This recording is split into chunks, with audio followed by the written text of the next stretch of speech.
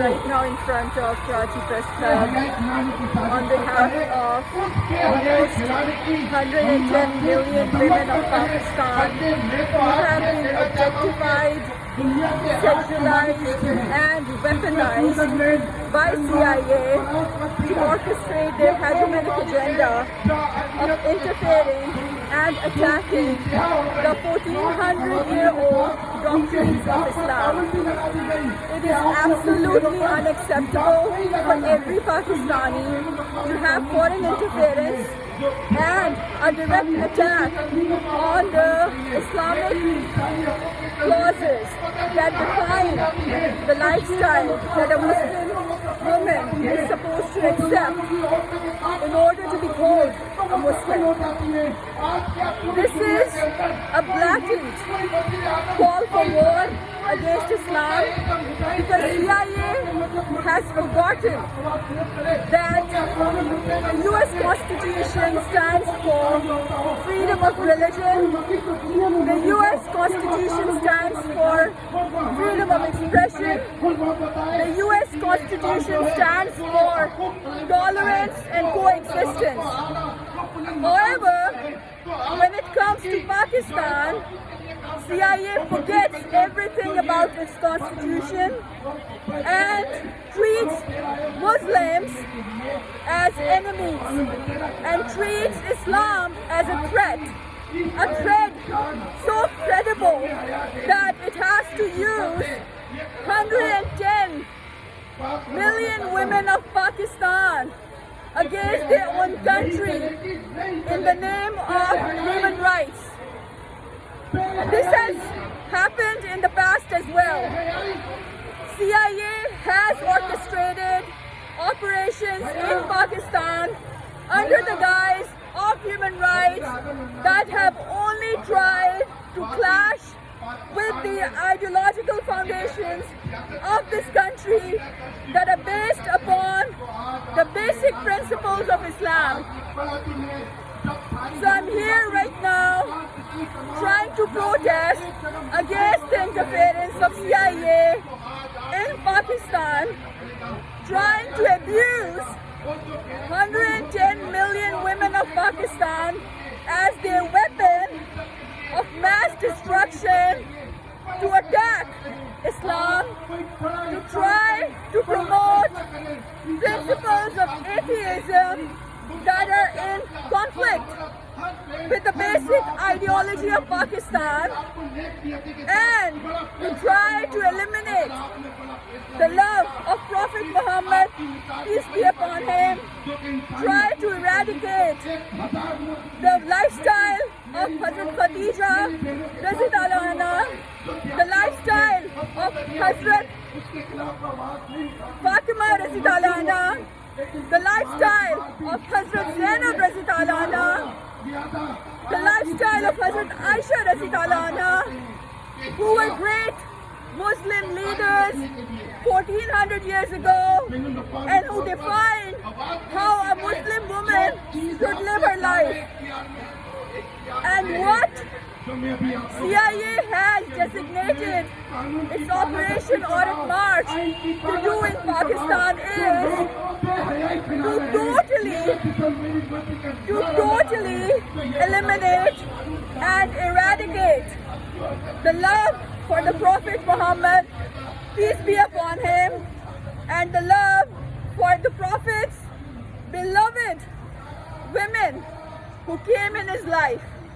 And he told every woman, every Muslim woman, how she should live her life. By clashing with this 1400-year-old doctrination that Islam brought and told women, this is a call out of war by CIA against Islam. And this is in violation of the US Constitution that calls for respect of all religions and their way of life.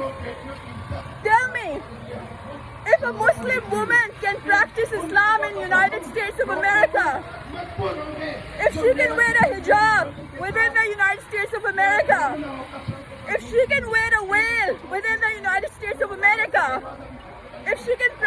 religion freely in United States of America under the US Constitution, why does CIA have a problem with these women who are standing here right now in front of me trying to practice their religion in the Islamic Republic of Pakistan? Tell me, why do you have a problem with women trying to wear a veil, trying to wear a hijab within the Islamic Republic of Pakistan, when the same women, if they were in United States, could wear the hijab, could wear the veil, could do all of this मगरबी culture मुर्दाबाद मगरबी in culture United States of America? मगरबी कल्चर नहीं चलेगा नहीं चलेगा मगरबी कल्चर नहीं चलेगा नहीं चलेगा नहीं चलेगा They are very upset. नहीं चलेगा नहीं चलेगा They are really upset. नहीं चलेगा नहीं They're चलेगा offended because United States and CIA is interfering and trying to clash and trying to attack the Islamic laws, the Islamic constitution, and the doctrines that Prophet Muhammad, peace be upon him, sent to us 1400 years ago. You cannot have one law for an American Muslim woman and a different law for a Pakistani Muslim woman. How can you have two different laws? So, women can practice hijab, women can practice veils within US, but when they try to do so within Pakistan, you are offended. You think it's a paralysis and arrest of their freedom. If it is a paralysis or arrest of their freedom, then how come that paralysis of freedom is being practiced within the United States under the US Constitution? Tell me, CIA, why are you funding Audit March? Why are you sponsoring Audit March? What is it in Audit March that is so lucrative that you support them in the mainstream media?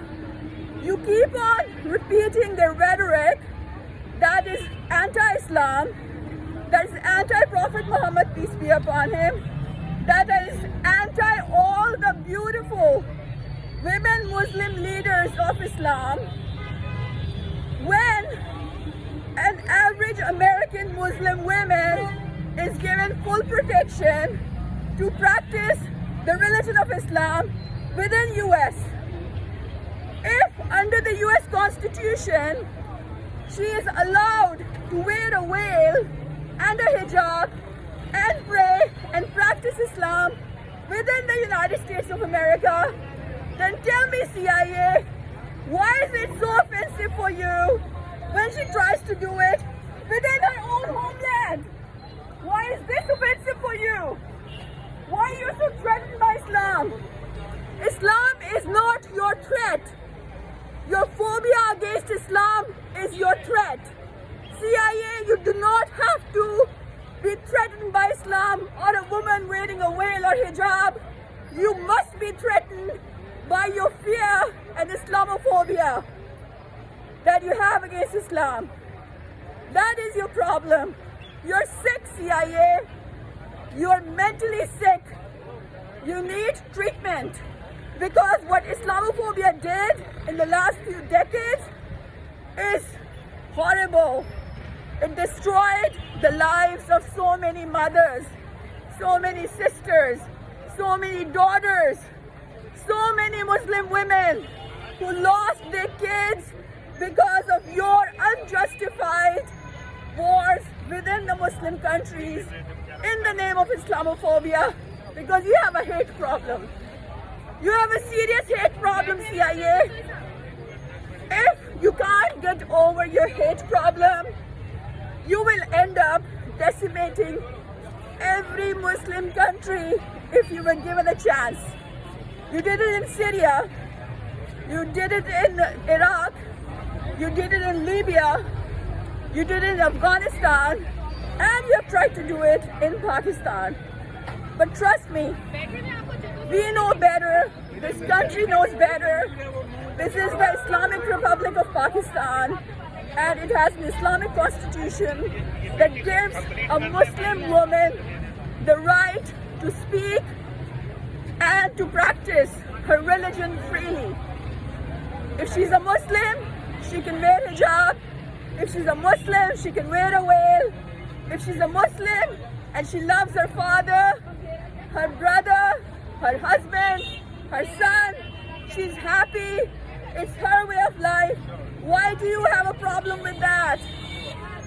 If a non-Muslim woman in US can love her father, can love her brother, can love her sons, why can't she do that in Pakistan? Why do you have this problem, this paranoia that Pakistan persecutes its women, when the reality is this, that your numbers for sexual assault of women in US are way worse than Pakistan's? The injustice you have committed, despite everything, despite all the work, despite all the activism by women, the injustice that has been committed against American women is horrific. They don't have any rights.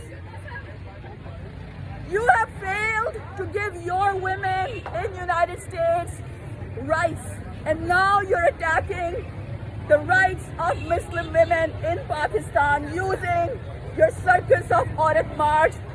That is only your agenda to decimate Islam, to eradicate Islam, to plant seeds of atheism here, to destroy Islam, because you consider Islam a threat.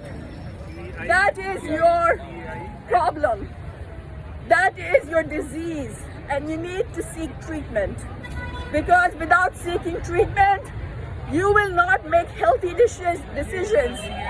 And your lack of making healthy decisions is causing a total destruction of this world.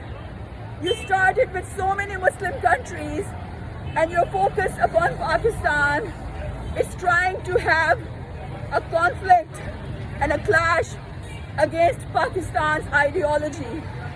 And this is what you want. You want the future mothers of Pakistan to groom their kids to not love the Prophet Muhammad, peace be upon him, to not identify their leaders as Hazrat Khadija, Hazrat Aisha, Hazrat Fatima, Hazrat Zainab, because you have a problem of hate. You hate Islam. You think Pakistan is a threat for you. And this is your idea of bringing democracy here, when this country very much has democracy. All these women who got collected over here came by their own choice. They were not forced to come here, and they have rejected your agenda of division and fear and your agenda to attack Islam. They have rejected your attempt to abuse them, to objectify them, to sexualize them, to weaponize them against Islam. You've been doing that for years now, but let me tell you one thing. You are not going to win this battle ever. You lost in Afghanistan. You lost in Iraq. You lost in Libya. You lost in Syria. And you're going to lose in Pakistan.